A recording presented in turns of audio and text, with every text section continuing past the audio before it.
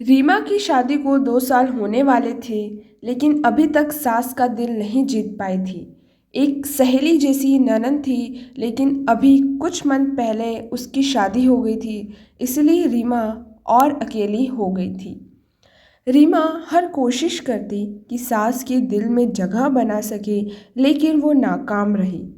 रीमा की सास उसके किसी काम में हाथ भी नहीं बटाती थी, लेकिन रीमा को अपनी सास से कोई शिकायत नहीं थी, क्योंकि उसका पति अखिलेश उससे बहुत प्यार करता था और हर हाल में उसके साथ थे।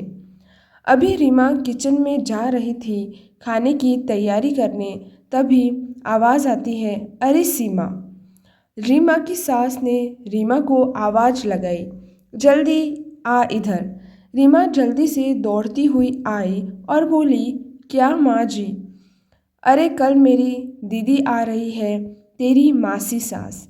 4 धाम की यात्रा पूरी करके फ़ोन आया है अभी अभी। उनके स्वागत की तैयारी में लग जा। कल सुबह जल्दी आ जाएंगे वहाँ। दीदी को मेथी के पराठे बहुत पसंद हैं और मेथी साफ़ करके रख देना अभी। और वह कमरा भी जिसमें दीदी रुकेंगी, उसकी सफाई भी कर दे। दीदी को गंदगी पसंद नहीं है और उसको पूरी तरह से आराम करवाना हमारा काम है। याद रखना रीमा, उनको कोई शिकायत का मौका मत देना। रीमा मन ही मन सोचने लगी, शाम के 7 बज रहे हैं, रात के खाने की तैयारी भी करनी है, कमरा भी साफ करना है और मेथी साफ करने का फरमान सासू माँ का वहाँ भी पूरा करना है और सुबह जल्दी भी उठना है। काश कोई इसकी कुछ तो मदद कर दे, पर मदद मांगे किससे? माँ और बेटा मेज देखने बैठ गए। मेज देखते हुए मेथी भी साफ कर सकते हैं, पर नहीं, खुद तो चलाकर बोल लेंगे नहीं कि कोई काम है तो हमें बता दो। मैं बोलूँगी तो 2 बात और सुनने को मिलेगी। इससे अच्छा है मैं खुद ही कर लेती हूँ। यह सोचकर रीमा खुद ही सारा काम कर लेगी। वैसे भी आज तक उसके पति अखिलेश ने जब भी उसकी किसी काम में मदद करनी चाहिए, माँ जी ने जोरू का गुलाम बोलकर उसका मजाक बनाया है। इससे अखिलेश ने गुस्सा होकर रीमा के घर के कामों में मदद करना बिल्कुल ही बंद कर दिया था। रीमा ने भी फिर कहना बंद कर दिया। उसको शांति से जीना था अखिलेश के साथ, क्योंकि वो नहीं चाहती थी कि घर में हर दिन कलेश हो और घर का सुकून बर्बाद हो। इसीलिए चुप रहने में ही भलाई है। काम करते करते रात हो गई। रीमा थक कर सो गई। सुबह मेन डोर की घंटी से नींद उड़ी और मौसी जी आ गई थी। रीमा की सास अपनी बहन को देखकर बहुत खुश हुई। रीमा और अखिलेश ने मौसी जी के पांव छूकर आशीर्वाद लिया। रीमा चाय नाश्ता बनाने चली गई और अखिलेश मौसी जी के पास ही सुबह का पेपर लेकर बैठ गया।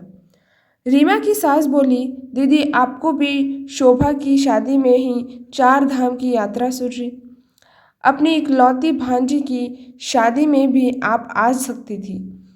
नाराज़ है शोभा आपसे और मैं भी। मैं एक ही बेटी और मेरी बहन ही शादी में नहीं आ सकी। मौसी जी ने रीमा की सास को मनाते हुए कहा, अरे छोटी, मान जा, माफ़ कर दे।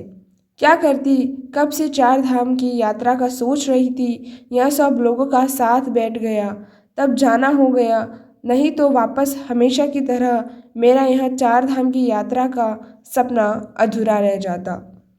अच्छा चल छोड़, यह बात मेरी भांजी कैसी है और दामाद जी? शादी की और सारी बातें बता मुझको फुर्सत से, तभी तो सीधे तेरे पास ही आई हूँ। रीमा की सास की आंखों में बेटी और दामाद का नाम लेते ही चमक सी आ गई और बोलने लगी, क्या बताओ दीदी, आपको किसी की नज़र ना लगे मेरी बेटी की किस्मत पर। अरे यहाँ तो लोगों की नज़र भी बहुत तेज है। लोग चलते हैं मेरी बेटी की अच्छी किस्मत देखकर। रीमा की तरफ देखकर बोली, अरे दीदी, इतना अच्छा ससुराल मिला है शोभा को तो उसके 2 भाग्य खुल गए हैं। बस उस आपकी दुआओं का असर है। आप हमेशा बोलती थी उसको कि शोभा बेटा, तू तो राज कर, ऐसा ससुराल मिले। और देखो दीदी, सच में वह तो राज कर रही है। यह सब बोलते हुए रीमा की सासू माँ फूली नहीं समा रही थी और दामाद जी तो हीरे हैं हीरे। शोभा बता रही थी कि उनकी अभी तक सुबह की चाय नहीं बनाई।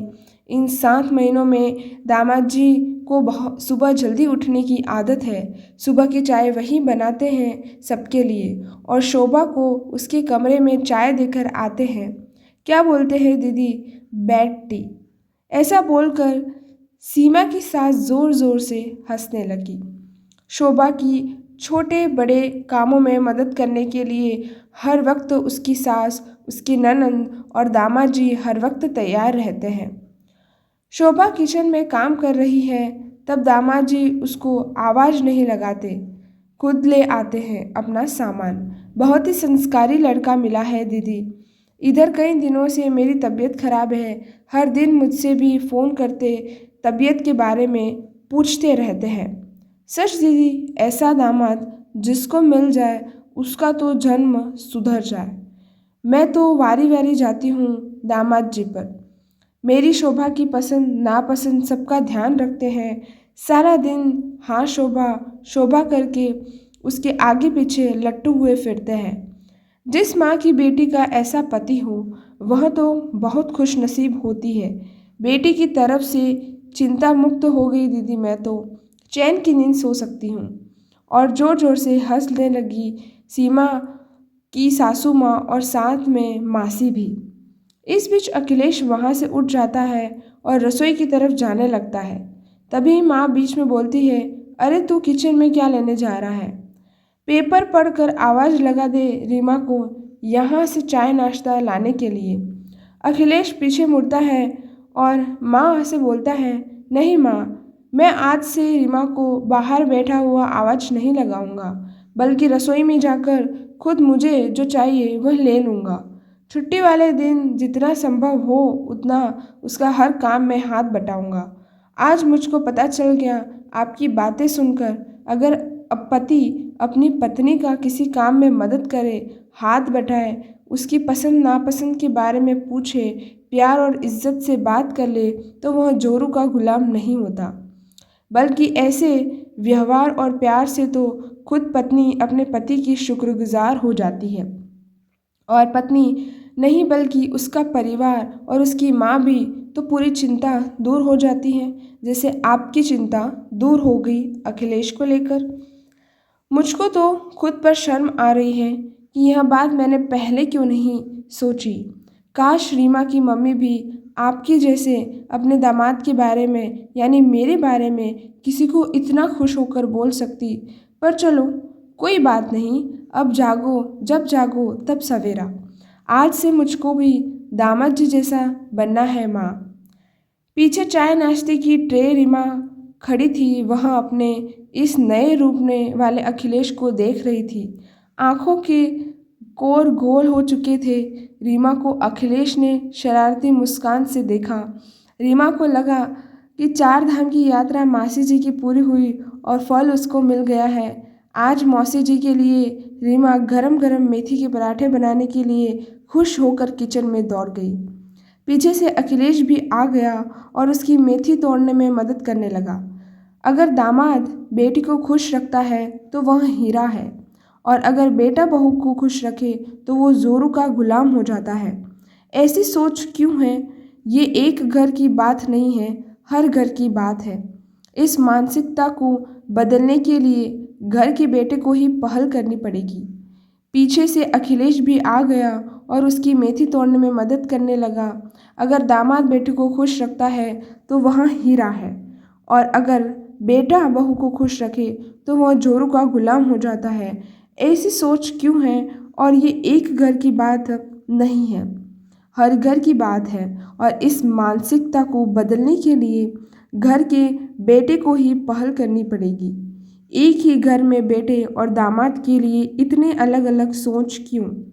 दामाद बेटी को प्यार करे तो बहुत अच्छा, और बेटा बहू को प्यार करे तो बेटा गलत क्यों? दोस्तों, आज की कहानी यहीं पर समाप्त होती है। अगर आपको कहानी अच्छी लगी हो तो प्लीज़ चैनल को एक लाइक शेयर सब्सक्राइब ज़रूर करें और साथ ही में आपको कहानी कैसी लगी ये कमेंट सेक्शन में ज़रूर बताएं। धन्यवाद।